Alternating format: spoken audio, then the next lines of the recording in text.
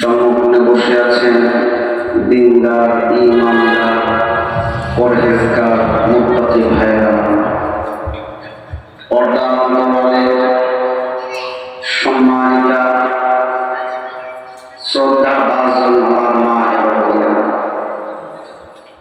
আল্লাহ পাকের দরবারে লাখ কোটি শুকরিয়া যিনি আমাদের এই সময় দিনের একটি মজমা করার তৌফিক দান করেছেন। এই জন্য ওই মহান সত্তার দরবারে আমরা হুজুরের মনস্থল থেকে একবার শুকরিয়া জ্ঞাপন করে নিই। সবাই বলুন আলহামদুলিল্লাহ। মাহফিলে করেছে, আপনারা খুশি না নারাজ? ধরে বলেন আলহামদুলিল্লাহ। শতকোটি দরুদ ওই মহান মানুষের প্রতি যিনাকে খুশি না করলে কোনো কিছুই সৃষ্টি করা হতো না। ওই মহান মানুষের প্রতি আমরা দরুদে কালিমা তেলাওয়াত করে নিই। সবাই বলুন সাল্লাল্লাহু আলাইহি ওয়াসাল্লাম। দেখেন আমরা যে এখানে বসছি, আমরা কার শক্তিতে এখানে বসছি বলেন তো?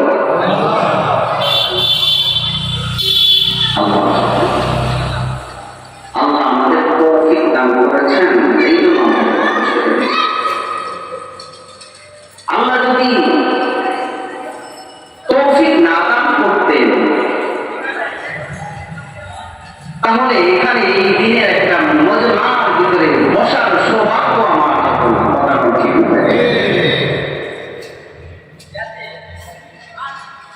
দেখেন, চিন্তা করে দেখেন,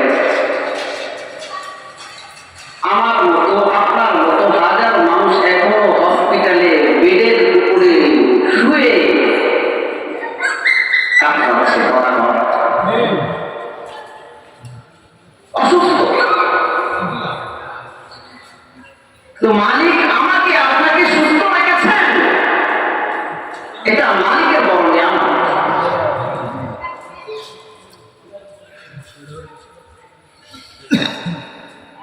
এই যে নিয়ামত আমরা যারা হাঁটা চলাফেরা করছি, এটাও একটা নিয়ামত। যদি আমরা আল্লাহ রহম ফজল করম যদি আমাদের ভাগ্যে না থাকতো, আমাদের প্রতি আল্লাহর সুদৃষ্টি যদি না করতো তাহলে আমরা দাঁড়াইয়া হাঁটতে পারতাম না। কথা বল ঠিক না বেশি?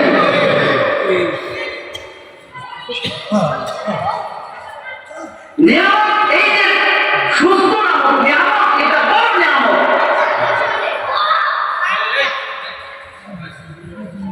কথায় কথায় সেটা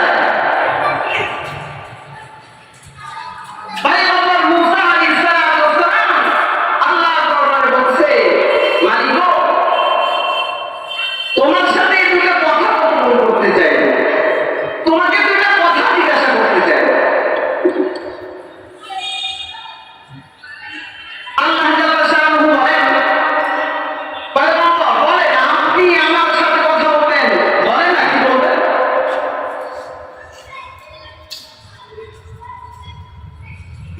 মুসা পয়গম্বর বলেন, আল্লাহ, আমি যে কথা বলবো ওই কথা বললে যদি আপনি না করেন,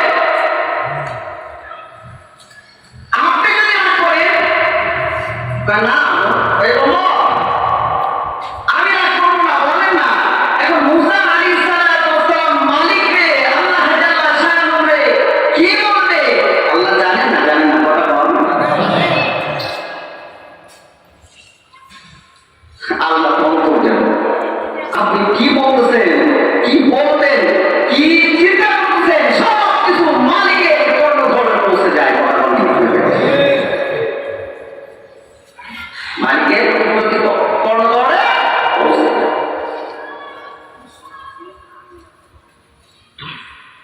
পয়গম্বর মুসা আলাইহিস সালাম বলছে, ও মালিক, আপনারে দুইটা কথা বলতে চাই। মাওলা গো, আপনি আমার আশিক, আমি আপনার মাসুক। আশিক আর মাসুকের কথা কতক্ষণ করে কেউ জানে না। তবে মাওলা, আমি আপনাকে একটা কথা বলতে চাই, সেই কথার কি উত্তর দেবেন কিনা? মালিকের দিকে বলেন, পয়গম্বর, আপনি আমাকে কি বলবেন আমি জানি। আপনি মনে করেন এখন জানেন না, আমি এখন জানি না। আমার কুদরতি এলেম সব আছে। পয়গম্বর, আপনি কি বলতে চান? আমি সব জানি। তো জানেন, তাহলে শুনেন, আমি আপনাকে যে কথাটা বলবো, মালিক গো, আমি যদি আল্লাহ হইতাম, পয়গম্বর মুসা বলছে, মালিক গো, আমি যদি আল্লাহ হইতাম আর আপনি যদি মুসা হইতেন, তাহলে আমার কাছে কোন জিনিসটা আপনি চাইবেন?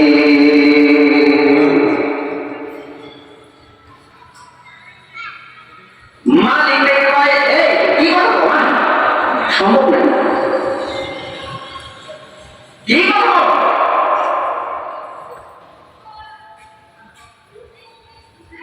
মুসা আলাইহিস সালাম বলে, মালিক, আমি জানি সম্ভব নয়। তারপরে আপনাকে একটা কথা জিজ্ঞাসা করতে চাই। আপনি আমাকে বলেছেন তার উত্তর দেবেন সঠিকভাবে। পয়গম্বর, আপনি শোনেন, যদি আপনি আল্লাহ হইতেন, আপনি যদি সৃষ্টিকর্তা হইতেন, আপনি যদি খালেক হইতেন, আমি যদি মাখলুক হইতাম, আপনি যদি আল্লাহ হইতেন, আমি যদি মুসা হইতাম, তাহলে আপনার চাইতে আপনার কাছে একটা জিনিস চাইতাম। কি গো মাওলা, ওই চাওয়া জিনিসটাই আপনার কাছে আমি শুনতে যাচ্ছি। গো মাওলা, বলেন বলেন, কি চান আমার কাছ থেকে, কি চাইবেন আমার কাছ থেকে? মালিককে বলে, ও পয়গম্বর, আপনি যদি স্রষ্টা হইতেন, আমি যদি সৃষ্টি হইতাম। পয়গম্বর, আপনি যদি আল্লাহ হইতেন, আমি যদি মুসা হইতাম, তাহলে আপনার কাছে সবচাইতে জোর চাওয়া সেটা হইল সুস্থতা। জোর চাওয়া এটা হইল সুস্থতা।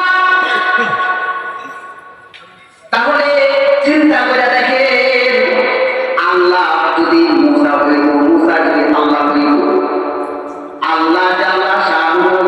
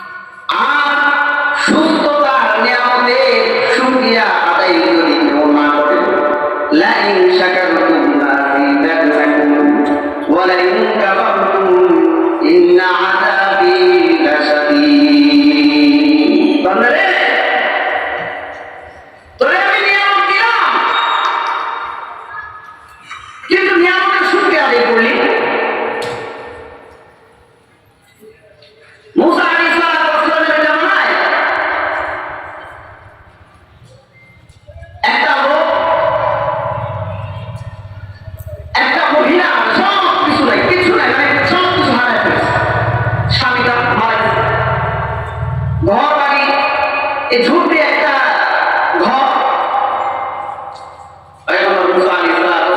আল্লাহর সাথে কথা বলার জন্য পাহাড়ে যাচ্ছে। এমন সময় আল্লাহ বান্দী ডাকে পায়, আপনি কি আল্লাহর কাছে কথা বলতে জানেন? আমি তো আল্লাহর সাথে কথা বলতে যাই।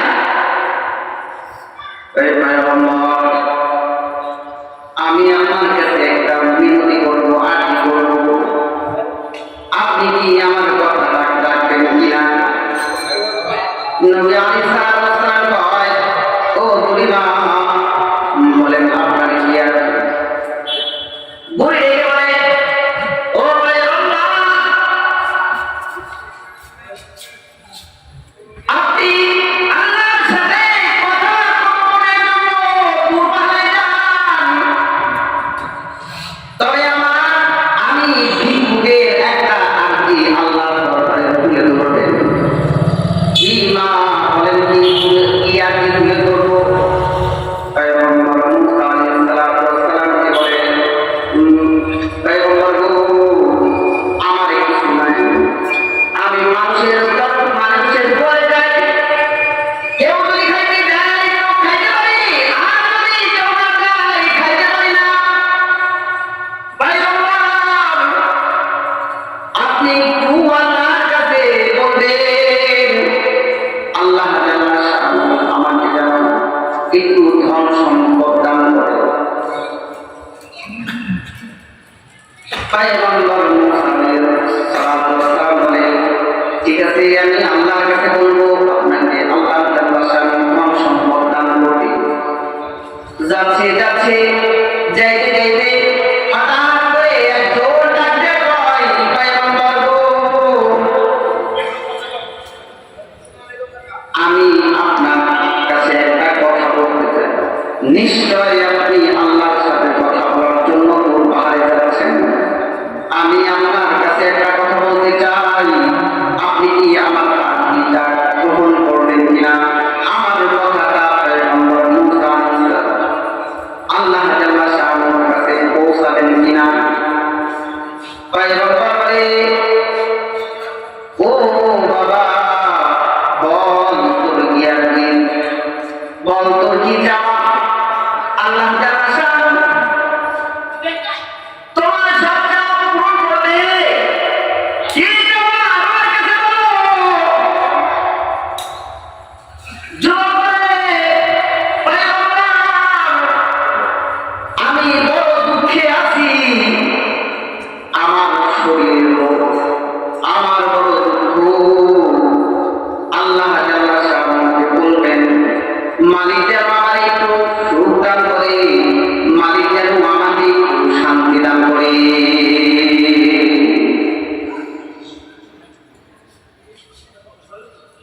পয়গম্বর মুসা আলাইহিস সালাম দূর পাহাড়ে যাচ্ছে, আল্লাহর সাথে কথা বলার জন্য। আল্লাহর সাথে কথা বলতে বলতে সব কিছু ভুলে গেছে। মালিকে ডাক দিয়া কয়, পয়গম্বর গো, আমার বান্দা বান্দিনী আপনার কাছে কোনো কিছু বলছিল নাকি? হ্যাঁ মাওলা, আপনার কাছে এক বান্দা সুখ পেয়েছে, আর এক বান্দি তার কিছুই নাই, সে আপনার কাছে একটু ধন সম্পদ চাইছে। পয়গম্বর মুসা আলাইহিস সালাম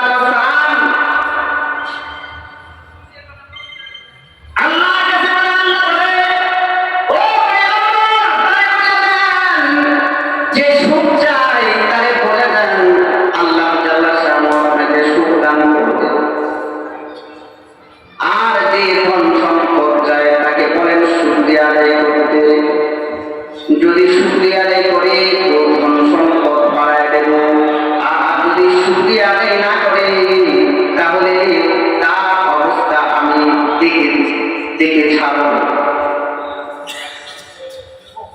পয়গম্বর মুসা আলাইহিস সালাম আল্লাহর সাথে কথোপকথন করে নিজের বাড়ির দিকে যাচ্ছে। যাইতে যাইতে বুড়ির সাথে দেখা। ও পয়গম্বর, আপনি আমার কথাটা আল্লাহর কাছে বলছিলেন? হ্যাঁ বলছিলাম। তো আল্লাহ কি বলছে একটু শুনতে চাই, নিজের কলিজা থেকে একটু শান্তি করতে চাই, নিজের কলিজা থেকে একটু প্রশান্ত করতে চাই। আপনার কথা শুনে বলেন আল্লাহ কি বলছেন।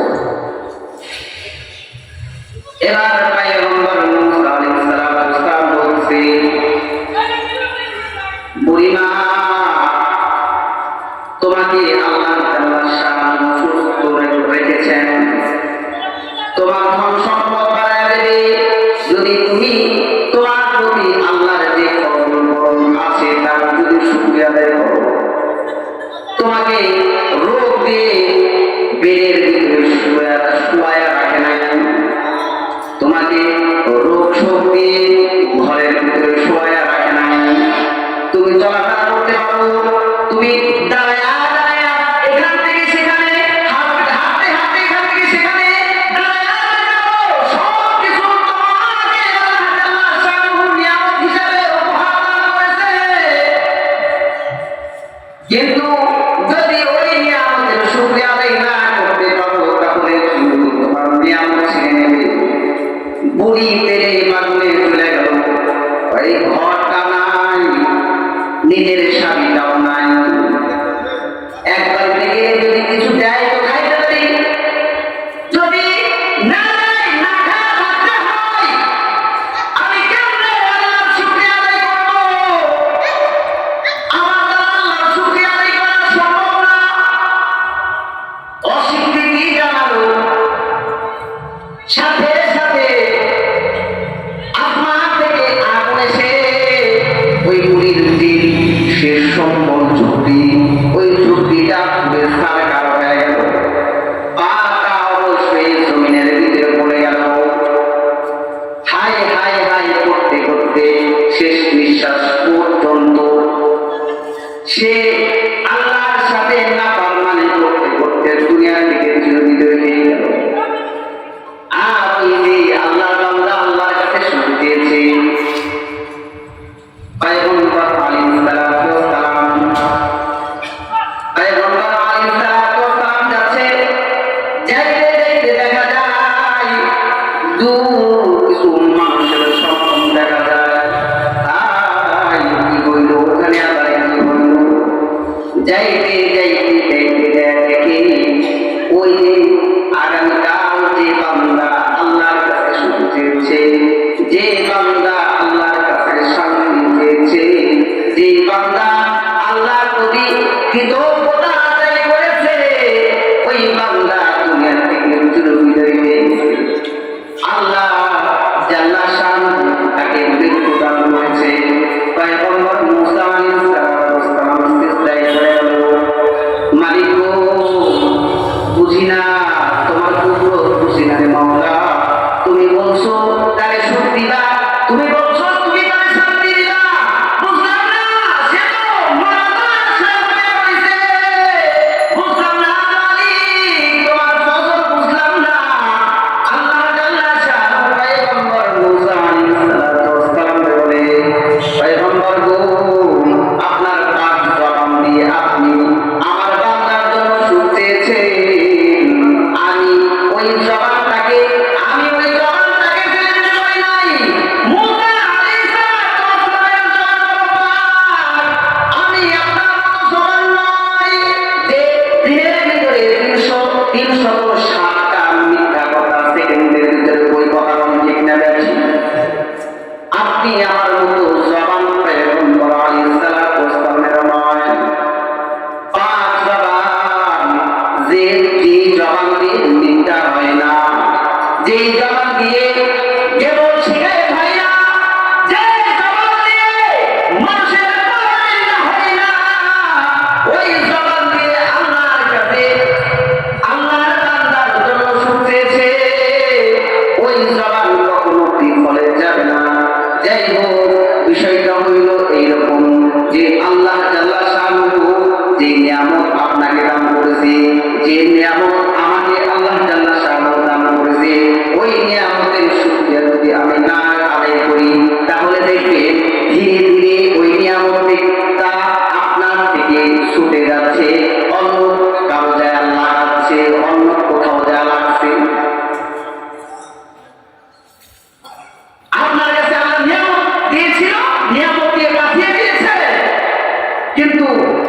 নিয়ামতের শুকরিয়া আদায় করেন নাই। আমি করিনি, যার ফলে পায় আল্লাহ না।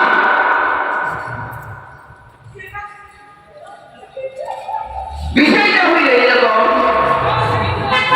যে আপনি একজনের জন্য সব কিছু করতে পারেন, আর সে আপনাকে ফাঁসানোর জন্য তার জীবনটা অতিবাহিত করে।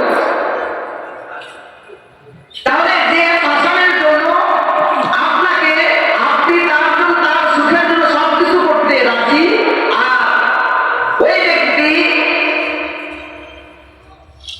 আপনাকে ফাঁসানোর জন্য তার জীবনটা অতিবাহিত করে, তাহলে তার প্রতি আপনার কি মায়া থাকবে? তার প্রতি আপনার কি দয়া থাকবে? দয়া থাকবে। কিন্তু আল্লাহ যে গফফার, আল্লাহ যে রহমান, আল্লাহ যে রহিম, আল্লাহ যে গফুর। আপনি আমি শত ভুল করি, দিনের ভিতরে কোটি কোটি কোটি বার আল্লাহ নাফরমানি করি, তারপরেও আল্লাহ আসমান থেকে বদল দেয় না। কথা বলতে ঠিক না? এই কাজ তো আর বদল দেব,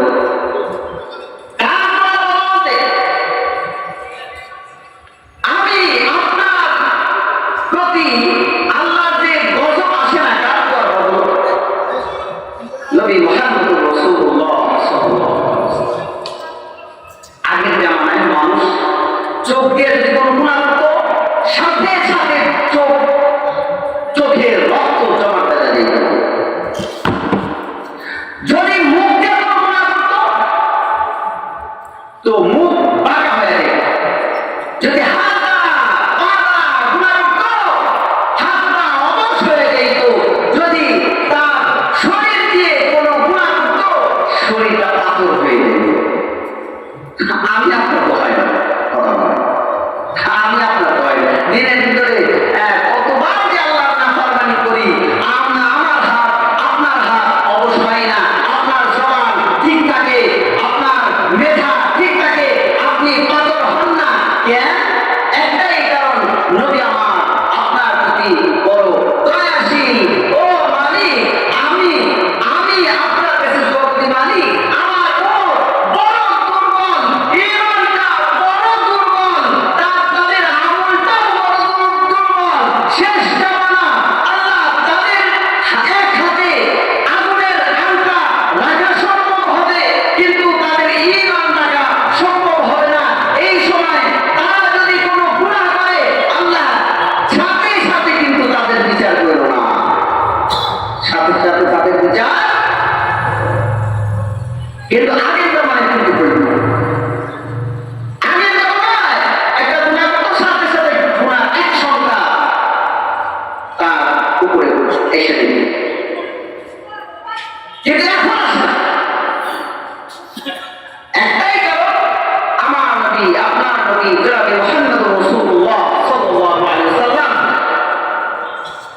আপনি আমার জন্য আল্লাহর কাছে ক্ষমা প্রার্থনা করে তারপরে মদিনায় মনোবার শুয়ে আছেন। কথা বলেন ঠিক না? দেখেন, কিন্তু দুঃখের বিষয় হইল সত্য যে নবী, আপনি আমার জন্য জীবনের শুরু থেকে শেষ পর্যন্ত আল্লাহর কাছে পাওয়া চেয়েছি। জীবনের শুরু থেকে শেষ পর্যন্ত আল্লাহর কাছে এই উম্মতের জন্য দোয়া করেছি।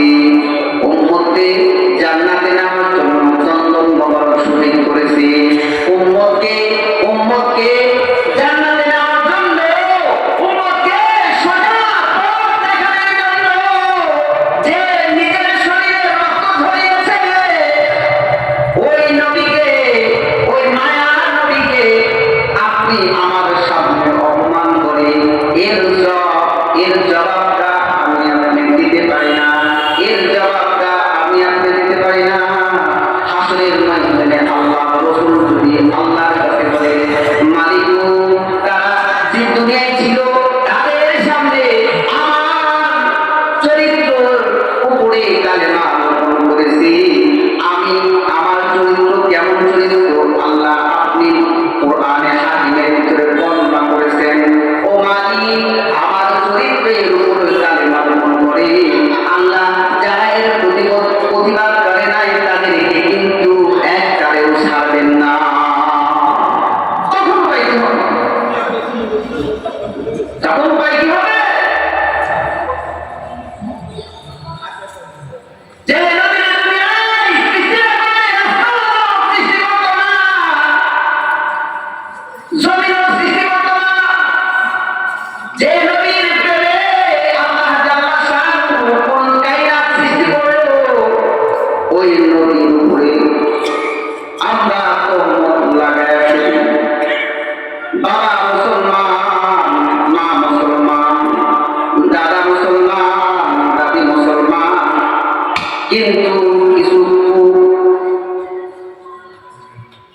শিক্ষিত কিছু কুশিক্ষিত মানুষ তারা নবীর প্রতি নবীর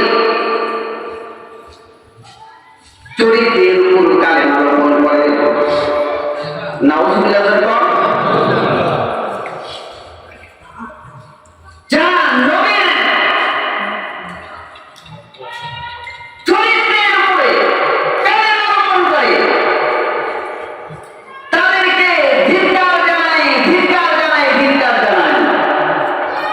যার ব্যাপারে আল্লাহ তাআলা শানু নিজেই বলেছেন নুন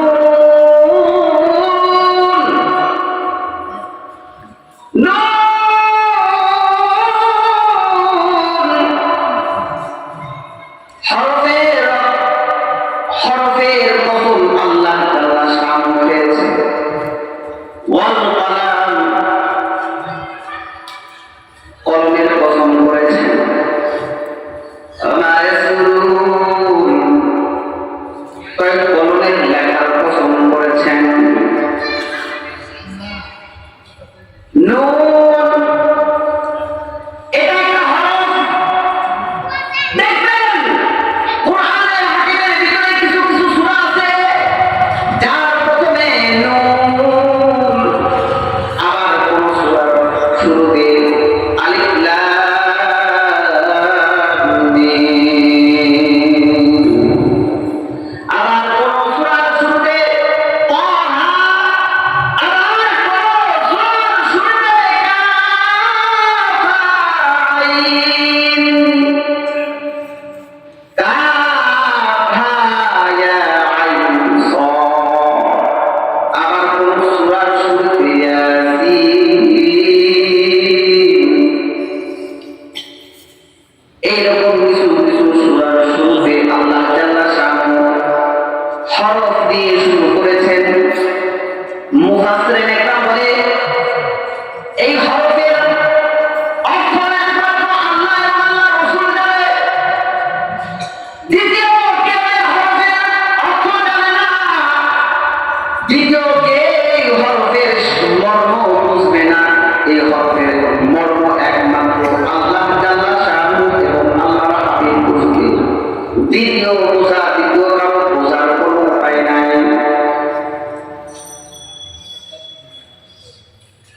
তারপরে আল্লাহ জাল্লা শানহু বলতেন ওয়াল কলাম, কলমের কসম করতেছে।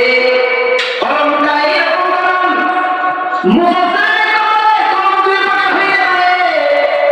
এক প্রকার কলম হইল দুনিয়ার কলম, আর প্রকার কলম হইল আল্লাহ জাল্লা শানহু সৃষ্টি কলম। দুনিয়ার ভিতরে যে কলমকে আমরা মানুষ ব্যবহার করি, যে কলম দিয়ে আমরা কোরআনের বিরুদ্ধে আইন প্রণয়ন করি, যে কলম দিয়ে আমরা ইসলামের বিরুদ্ধে ফতোয়া জারি করি, যে কলম দিয়া উলামায়ে কেরামকে দোষী সাব্যস্ত করার চেষ্টা করি, হইতে পারে সেই কলম, আবার হইতে পারে আল্লাহ তাআলা শানহু পৃথিবীর ভিতরে সবচেয়ে সবার আগে একটা কলম সৃষ্টি করেছেন। হইতে পারে সেই কলম পৃথিবীর ভিতরে আল্লাহ তাআলা শানহু যেই কলমটা সবার আগে সৃষ্টি করেছে। মুফাসসিরিন একরাম কয় আল্লাহ তাআলা শানহু পৃথিবীর জমিনে কিছুই যখন সৃষ্টি করে নাই, নবী আমার কয় আমার নূর যখন সৃষ্টি করে নাই, নবী আমার কয় আউয়ালু মা খালাকাল্লাহু কালাম। আল্লাহ তাআলা শানহু পৃথিবীর জমিনে সবচাইতে সবার আগে একটা কলম সৃষ্টি করেছে। ওই কলমটা আল্লাহ তাআলা শানহু দুনিয়ার শুরু থেকে শেষ পর্যন্ত কয়জন মানুষ দুনিয়াতে আসবে, তাদের হায়াত কিরকম হবে, আসমান কয়টা হবে, জমিন কয়টা হবে, আসমানের ভিতর থেকে আসমানের উপর থেকে জমিনের উপরে কয় ফোঁটা বৃষ্টি হবে, একটা পিপিলিকার কয় বছর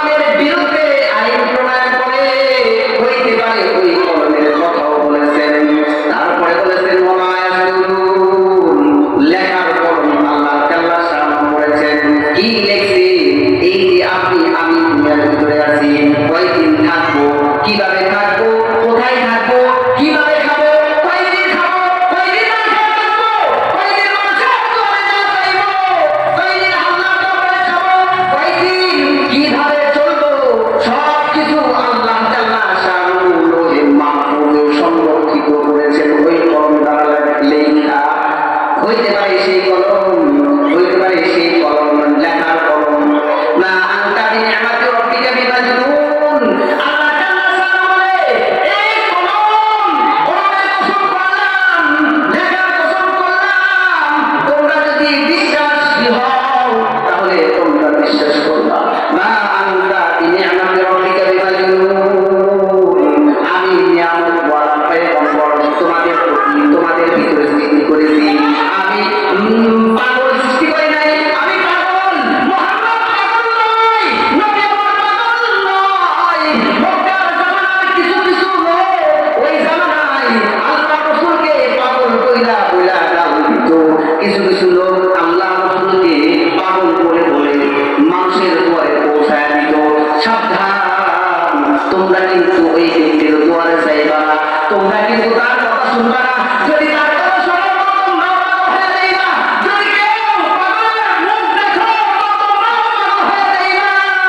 কিছু কিছু লোক মক্কার জমিনে মানুষের সামনে এই কথাগুলো প্রচার করত। নবী আলাইহিস সালাতু ওয়াস সালামকে অপমান করার জন্য, ওই অপমান করার জন্য যে মানুষগুলো মক্কার জমিনে, যে মানুষগুলো মক্কার জমিনে রাসূলের কালেমা, রাসূলের রাসূলকে অপমান করার জন্য যারা উঠে পড়ে লাগতো, তারা কিন্তু মরে গেছে, কিন্তু তারা মরে গেছে, কিন্তু তাদের রক্ত কিছু দুনিয়ার ভিতরে আজও আছে। তাদের রক্ত কিয়ামত পর্যন্ত থাকবে। যারা ভালো কথা দেয়, যারা ভালো কথা দেয়, ও নবী আলাইহিস সালাতু ওয়াস সালামের কালেমা গ্রহণ করে, যারা ভালো কথাতে আল্লাহ রাসূলকে গালি দিয়া বসে, যারা কোরআনের বিরুদ্ধে কথা কয়। ওই যে কয়েকদিন আগে একটা কোরআন নিয়ে রাস্তার ভিতরে প্রকাশ্য ছেড়ে আর কয়, ওই মুসলমানের আল্লাহ কই, মুসলমানের আল্লাহ যদি থাকতো তার কারা রাস্তার রাস্তার উপরে প্রকাশ্য ছেড়ে করে তার কোনো প্রতিবাদ হয় না। আল্লাহর গজব তো আমার প্রতি বর্ষণ হয় না। যদি আমার প্রতি বর্ষণ হইতো তাহলে বুঝতাম মুসলমানের আল্লাহ আছে।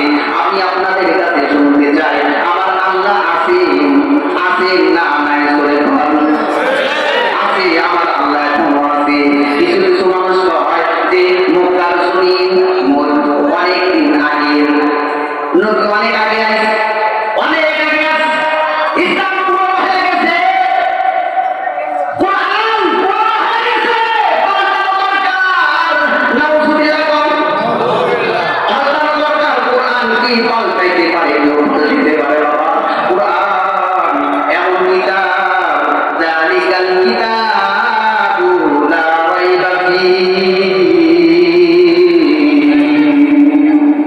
আল্লাহ এমন কিতাব নাযিল করেছে, এমন কিতাব বান্দার প্রতি নাযিল করেছে, ওই কিতাবকে কেউ সংশোধন করার সাহস তো দূরের কথা, চিন্তাও করতে পারবে না বাবা। মনে করেন আপনি আমি ওই বিজ্ঞানের যুগে আছি এই জন্যই কথা বলছি না বাবা। কোরআন নাযিল হওয়ার সাথে সাথে, কোরআন নাযিল হওয়ার সাথে সাথে একদম মানুষের বলতো মুহাম্মদ মিথ্যা কথা কয়, মুহাম্মদ মিথ্যা কথা বলে, তার ধর্মের মানুষকে ডাকে। যদি তোমরা ওই মিথ্যার কথা, মিথ্যাবাদীর সাথে হও তাহলে তোমরা ধ্বংস হয়ে যাইবা। যদি তোমরা মিথ্যাবাদী কাছে চাও তাহলে তোমরাও ধ্বংস হয়ে যাবে। এইভাবে মানুষকে, এইভাবে মানুষকে বুঝাই। আর কিছু কিছু মানুষ হয়, আমরা যদি পাগল হয়ে যাই, পাগলে দেখা যদি পাগল হয়ে যাই তাহলে আমাদের কপালটা খুলে যাবে। তারা আর দেরি করে না, সাথে সাথে মুহাম্মদুর রাসূলুল্লাহ সাল্লাল্লাহু আলাইহি ওয়াসাল্লামের কাছে গিয়া বলে, পয়গম্বর গো, মক্কার জমিনের কিছু মানুষ আপনারে পাগল কয়, আপনারে পাগল করে সম্বোধন করে। আল্লাহর কসম, পৃথিবীর সৃষ্টি থেকে শুরু করে আজ পর্যন্ত এত বড় নিয়ামতওয়ালা মানুষ আমাদের চোখে পড়ে নাই। ওই পয়গম্বরকে পাগল কয়, ওই পয়গম্বরকে চরিত্রহীন কয়।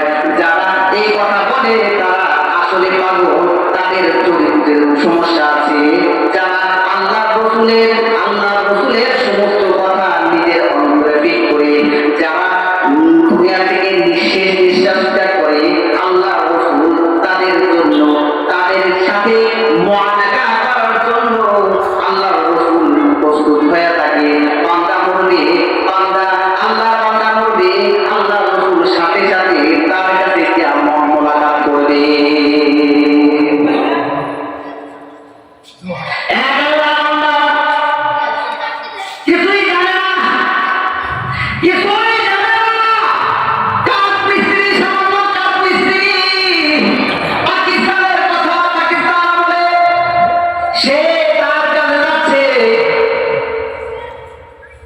সে তার কাছে আছে।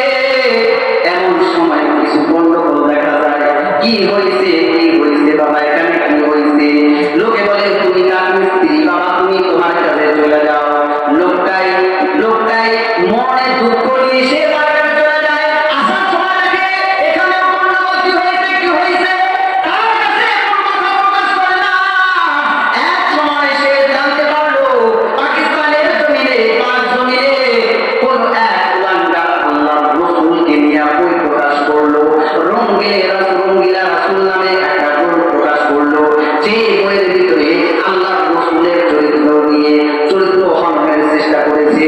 যে বইয়ের ভিতরে আল্লাহর নবীর বিবি অর্থাৎ আমাদের মুসলিম জাহানের মা তাদেরকে নিয়ে মন্তব্য বাজে মন্তব্য করতো।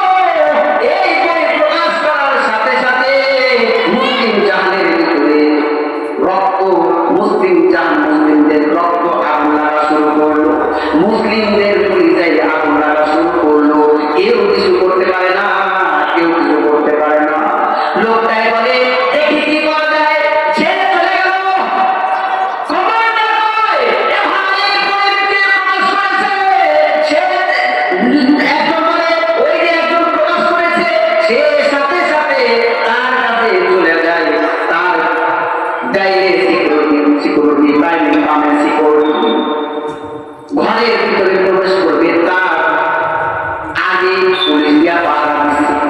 এমন সময় এমন পরিস্থিতিতে এমন